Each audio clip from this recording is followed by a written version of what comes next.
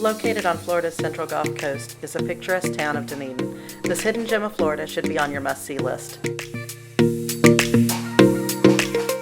You'll catch the Toronto Blue Jays here during spring training. The town is known for its small craft breweries, but everything pales in comparison to those beaches and those sunsets.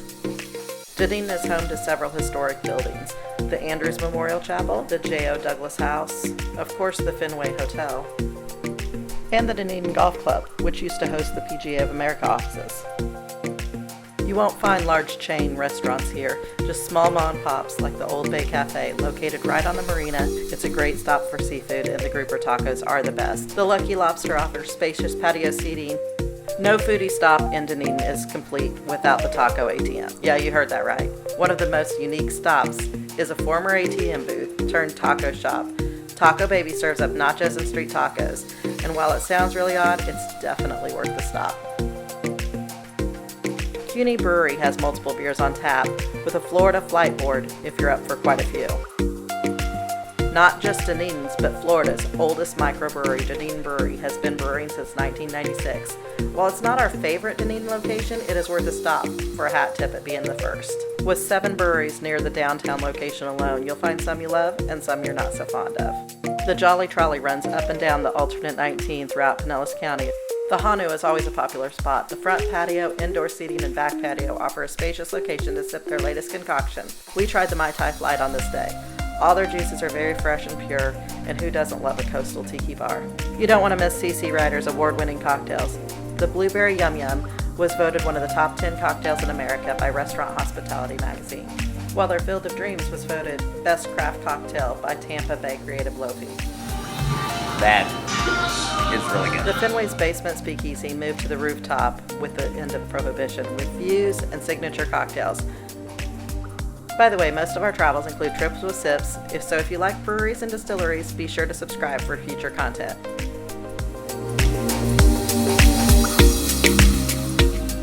I think you'd be hard-pressed to find a Florida coastal community that doesn't have a sunset celebration every night, but Fenway is Dunedin Sunset celebration.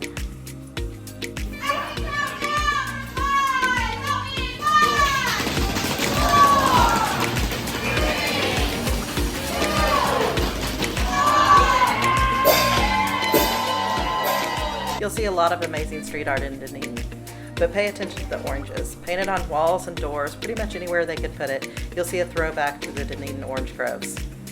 Handmade chandeliers dot the trees of the homes in the area. Have you seen oddities like these on your travels? Leave us a comment below and let us know where we should be on the lookout for future locations.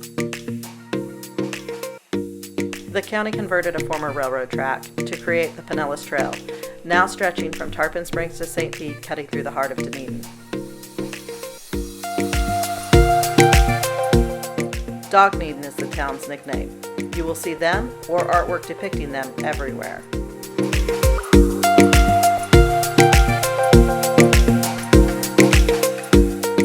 The town memorializes its military pride with the Dunedin Freedom Archway.